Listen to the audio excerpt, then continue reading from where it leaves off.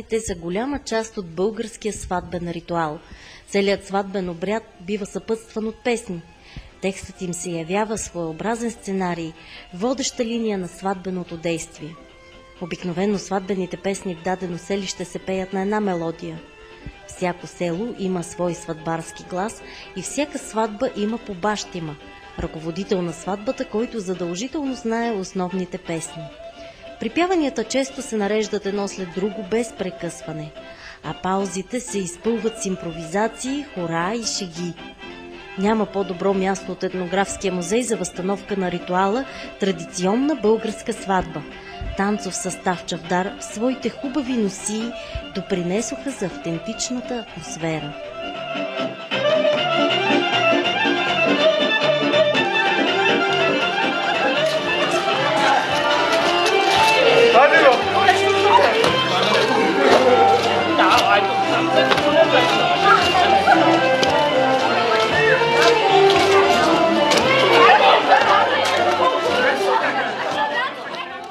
Фестивалният ден продължи в регионалната библиотека. В фоайето бяха изложени красивите ръчно изработени изделия от хора с увреждания съвместно с ателие Хефест.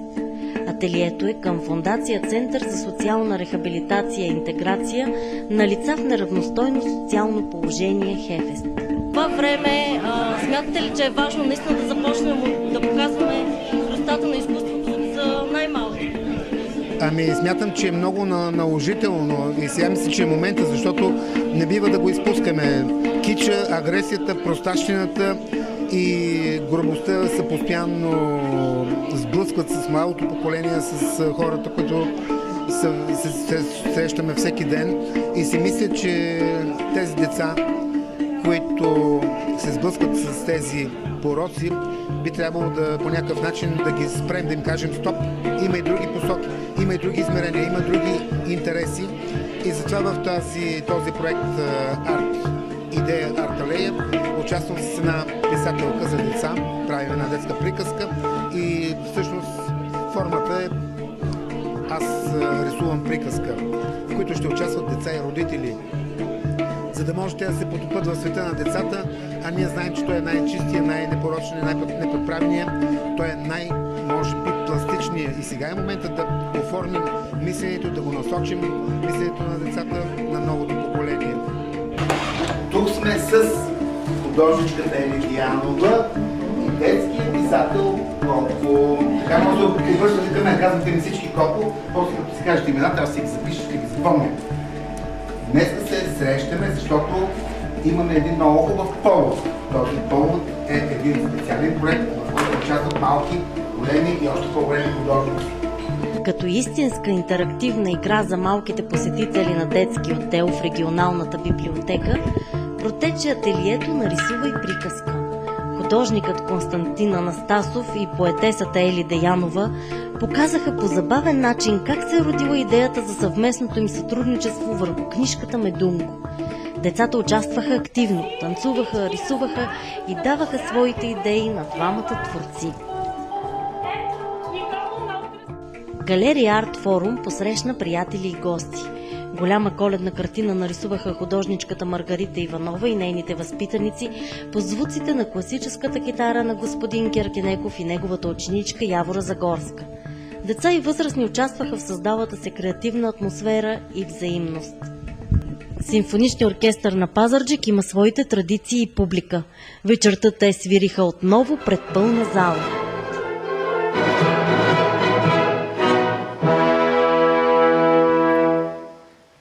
Часове по-късно младите изпълнители от Младежки дом направиха приятелски концерт.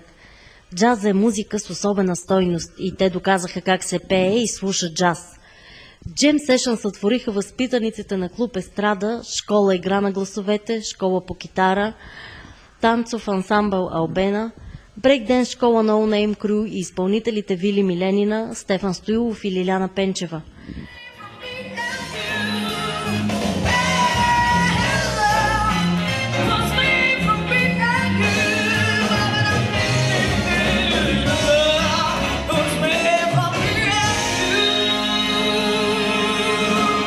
Филм за джаз дивата Елдъс Ибрахимова подгря атмосферата преди самият концерт.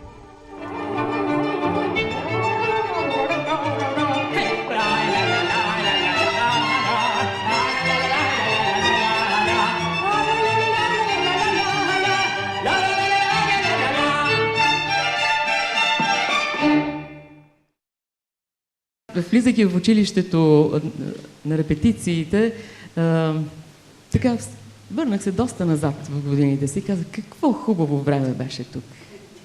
Бяхме доста палави, аз не толкова, но с другите и аз ставах така. Но въпреки това преподавателите много ни обичаха, ние също тях.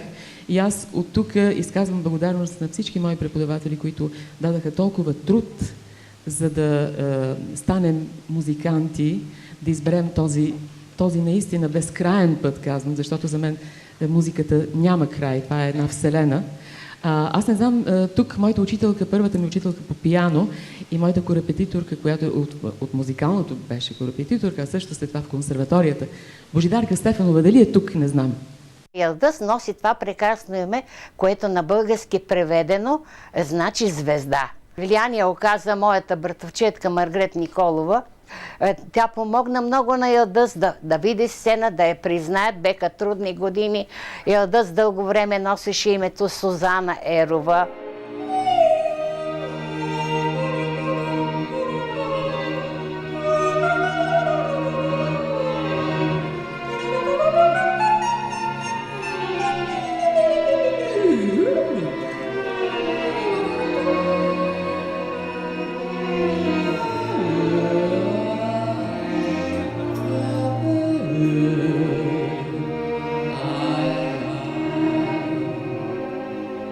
Независимо какво име, просто човек има една идентичност в смисъл, че му се дава едно име, когато се ражда и свиква с него, той е част от него.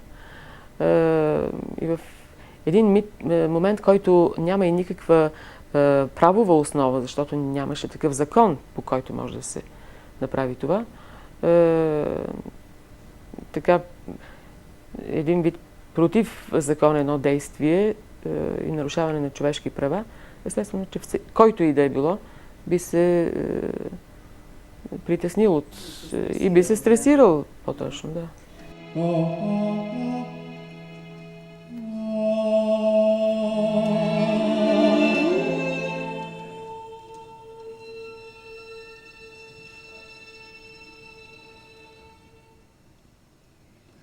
Вие сте родена, отгледана, възпитана в България. Кой е преломният момент в живота ви? Смяната на името ли е това? Откровено казано, да, това бяха такива трудни моменти, но аз вече толкова съм го оставила зад гърба си, че просто не се връщам към това време.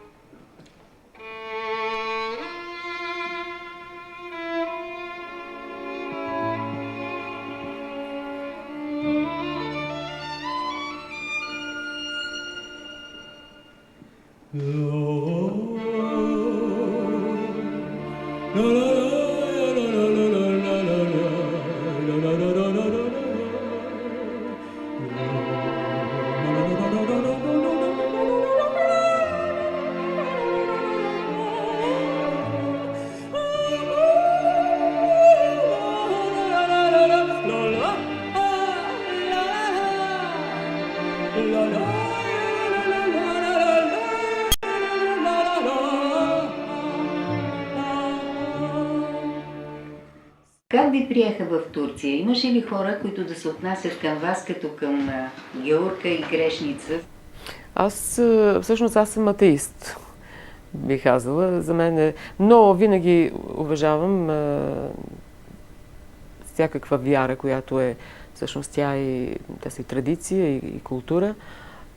Но просто аз имам други принципи, друг начин, друго виждане.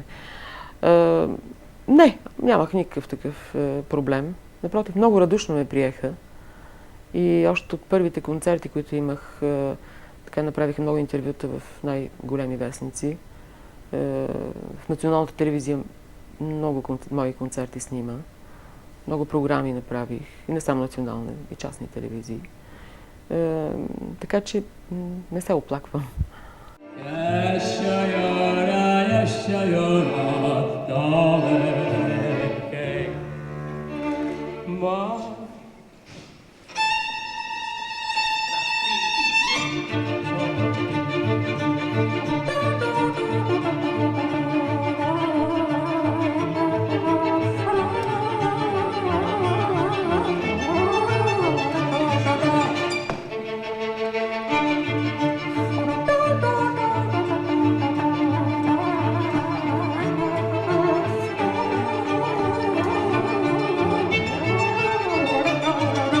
Йылдыз ме представила на нейния съпруг, един човек също с много голямо обаяние.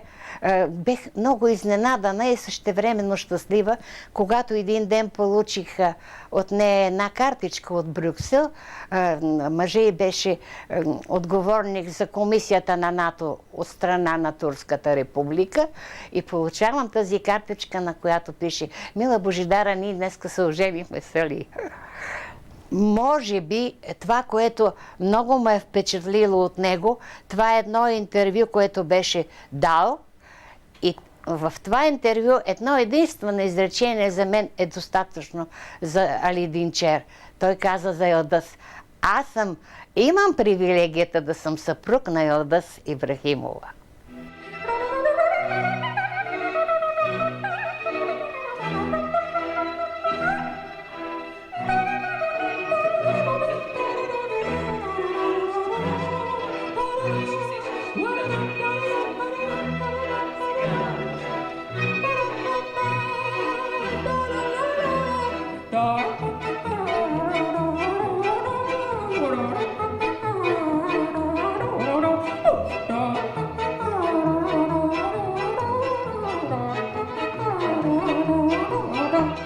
За съжаление, този човек вече го няма между нас, но за мен той остава един много, много хубав спомен.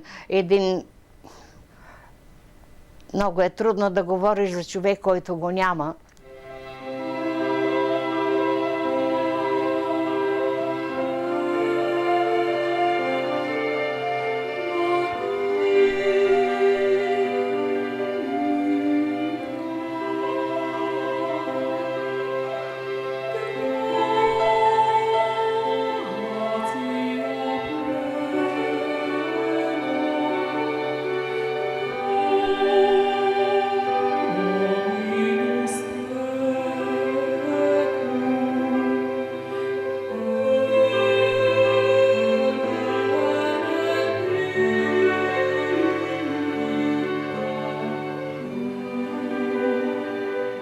Когато човек загуби близки хора, той не намира и най-обикновените думи, защото чувствата взимат връх над мисълта.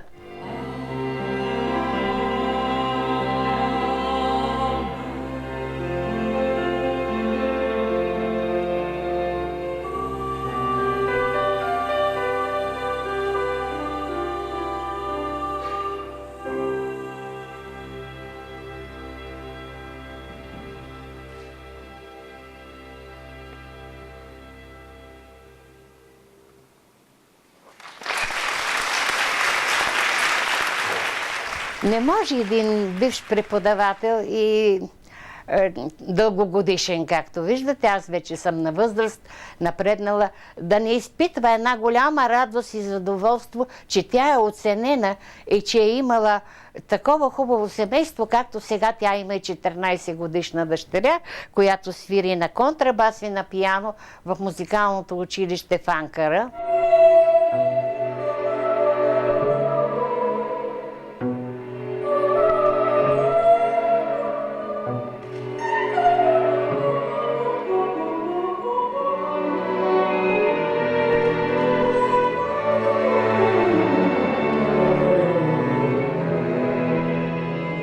Винаги с голяма благодарност към моите учители в музикалното училище, защото те ми дадаха една много здрава основа в музиката. След това, когато бях приета в консерваторията, аз просто така с песеня завърших консерваторията, имайки този наистина така здрава основа музикална зад себе си. Завършила съм пиано при професор Любенчева и след завършване на консерваторията заминах в Кърджали, граничен окръг. Когато се върнах в София, постъпих в читалище Славянска беседа и там един зимен ден една възрастна жена доведе 2 деца, а това е Йылдыз Ибрахимова и нейния брат Алев Ибрахимов, да учат при мене пиано. Когато стана в прогимназията, казах: може ли материала не достатъчен да кандидатстваш в музикалното училище. Там аз бях преподавател, акомпаниатор. Хайде да видим дали нямаш някакъв глас. Всъщност мисля, че това е ядката в цялата кариера на Йылдыз, защото с влизането в музикалното училище тя започна да учи класическо пеене, а в междучасията пееше джаз. Никой не подозираше от това дете какъв глас един ден ще израсне, ще се превърне в една прекрасна певица. Влизайки в консерваторията след това, тя продължи да пее джаз.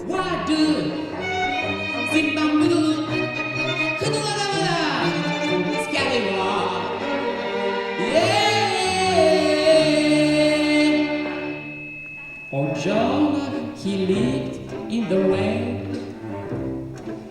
Fin texten. He'll only face for me that fish's abdomen. Oh Jonah, he lived in the rain. Имала е условия да расте в много интелигентно семейство и много скромни хора. Изумяваше ма това интелект.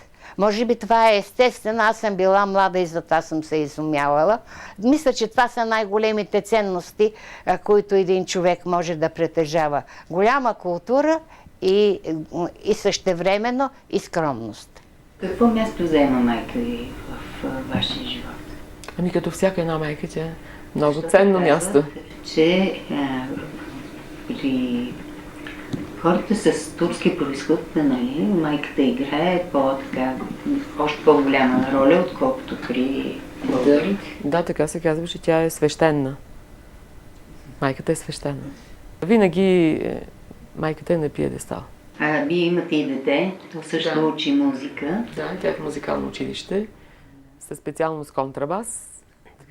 Най-големият инструмент. Той е по-голям от нея.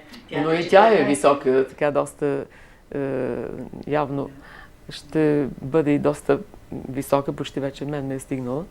Но свири и пиано от 6 години. И така че насоката явно е музика. Винаги лятото, когато идваме, ние имаме лятна учителка по пиано, госпожа Дамянова, в славянска беседа. И интересното е, че аз съм започнала в славянска беседа с пиано, когато бях дете.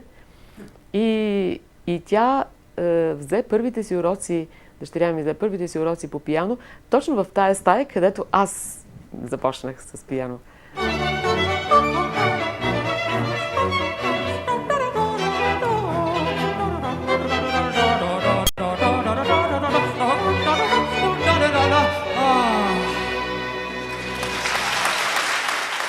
Ние това лято бяхме с Йылдыз, т.е. аз бях. Дала съм ми обещание, докато съм жива, да присъствам на всеки концерт, когато съм поканена. И винаги отивам, знаете ли как, много воодушевена, много щастлива, избирам дреха, знам тя ще ме види, дали ще ме хареса, дали ще ме одобри, но винаги ще ми погледне така критично и ще каже: добре изглеждаш.